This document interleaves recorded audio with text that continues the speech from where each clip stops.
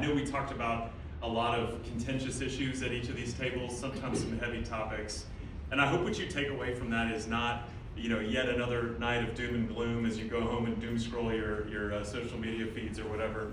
This is actually wonderful, and I'll tell you why. Like, if we think about what good governance looks like, what community engagement looks like, it's exactly this kind of stuff. It's not being afraid to have hard conversations or ask tough questions. It's doing exactly that.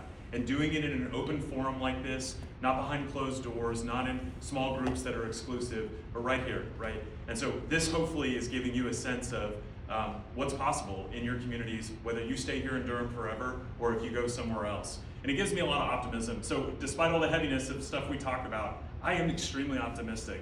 I'm optimistic because I see in Durham so much potential because of you all, because of the teachers and staff members who serve you, because of the families who surround you and want to be engaged in what's going on here. That's all wonderful. I'm optimistic because I'm also a product of public schools, K through 12, and that led me to be the first in my family to go to college. Led my mother to be able to have a career, even though she didn't go to college. She spent 24 years in the schools. They were very much the center of our lives when I was growing up. And it was a very, very positive influence that opened up all kinds of opportunities. And I'm confident that we can give that to you. I'm confident that if we set up the right governance, that if we're willing to have hard conversations like the ones you all are trying to have here tonight, that we can deliver on that for you. And so that's what I'm hoping to do for you all if elected in District 3. So thanks, hope you have a great night. All right, now we're going to have Sartain.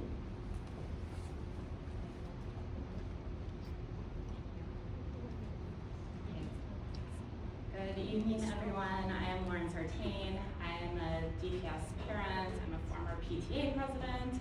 I am a professor of education policy at UNC. I have worked with school districts across the country and here in North Carolina to help them address some of the same problems that we're facing here in Durham. I know some of you from the school board because I'm a common attendee and public commenter. I can attest to this. For me, it's important not just to show up, but also to present solutions.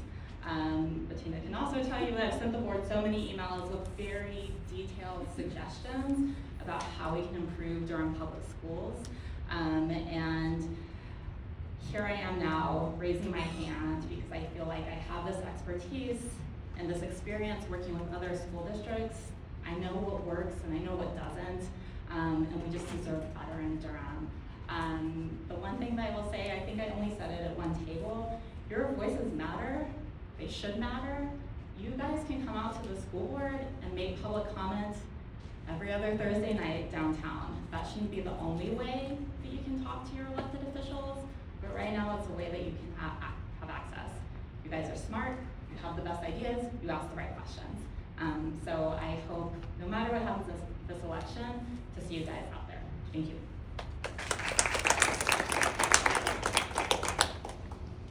Hi everyone, I'm Gabby Rivero. I'm also running for District 3.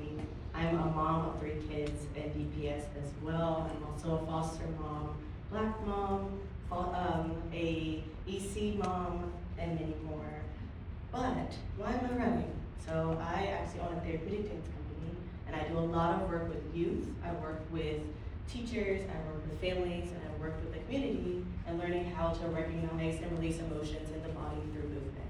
So most of my work is really doing a lot of healing work and building bridges. So a lot of our broken system has been impacting all of you, as many as parents, as many as educators, and we have to fix it. Now, fixing it is not done with just one person. Fixing it is done with the community. There's so many experts in this room. And yes, there's experts that are the adults, but also you guys are experts too. You guys are experts of your own experiences. You're the experts of what's going on in your classrooms. I love the way that you guys even ask us these hard questions and specifically asked us about things that you're going through, like extracurriculars, like the cell phone policy, because those things should be shaped by you. Policies often are done from the top. We have to figure out how do we do policies where it's all together, where the people that it directly impacts get to shape these policies. And yes, we can come to school board meetings, and that's great, and I'm glad some of you guys can do that, but what does accessibility look like too?